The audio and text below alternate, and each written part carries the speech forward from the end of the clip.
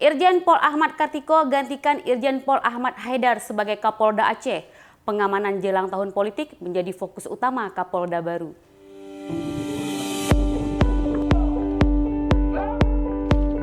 Irjen Ahmad Kartiko resmi menjabat sebagai Kapolda Aceh menggantikan Irjen Ahmad Haidar yang sudah bertugas di Aceh selama 2 tahun 2 bulan sebagai Kapolda Aceh. Untuk diketahui, Irjen Ahmad Kartiko sebelumnya merupakan perwira tinggi atau Pati by Intelkam Polri yang penugasannya pada BP2MI. Lalu kemudian ia ditunjuk sebagai Kapolda Aceh untuk menggantikan Irjen Ahmad Haidar yang sudah memasuki masa purnanya. Mutasi itu tertuang pada surat telegram Kapolri tanggal 26 September 2023 yang ditandatangani oleh Asisten SDM Polri Irjen Dedi Prastio.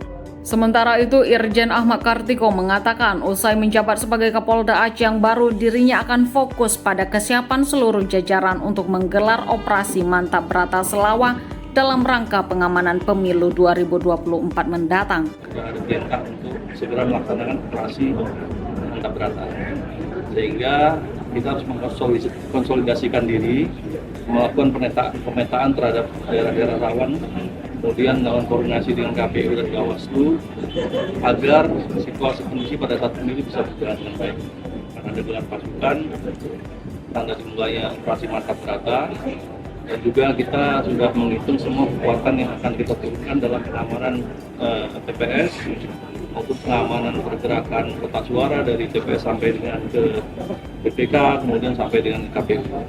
Sehingga kita harapkan setiap personil yang ditugaskan nanti sudah siap, sudah terampil untuk melaksanakan tugas pengamanannya. Kemudian juga mereka siap untuk berbuat apabila terjadi kontingensi dan segala macam. Setelah upacara dilakukan, kegiatan dilanjutkan dengan pelepasan Irjen Ahmad Haidar beserta ibu dengan diiringi tradisi pedang pora.